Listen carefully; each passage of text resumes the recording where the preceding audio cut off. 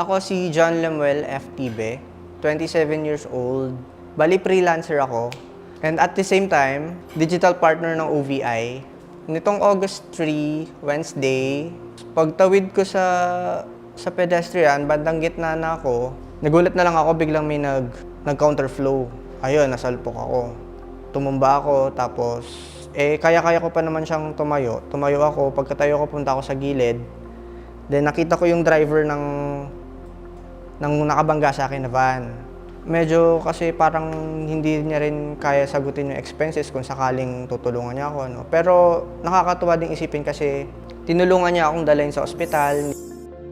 Pagdating namin sa ospital, bali ang ginawa na lang namin is chinek kung may bali ba ako, nagpa-x-ray ako. Tsaka yung mga gasgas ko, bali ginamot-gamot lang din naman. Nung pagkatapos ko mag-x-ray, okay naman, wala namang nag-intay kami siguro mga 24 hours para sa result ng x-ray kung may bali ba or ano. Ang dinicide ko na lang kasi syempre medyo mahal siya na decide ako na umuwi na lang kasi feeling ko sa sarili ko kaya ko naman.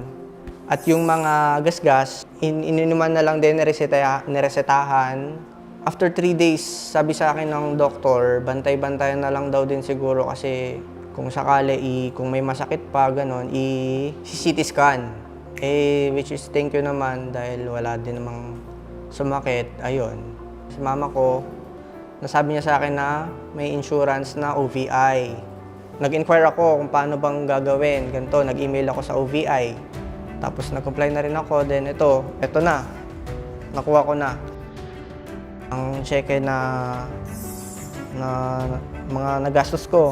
Bali, si mother ko na nasa Barcelona, Spain, siya talaga yung nag-push na makover kami, buong family, with OVI.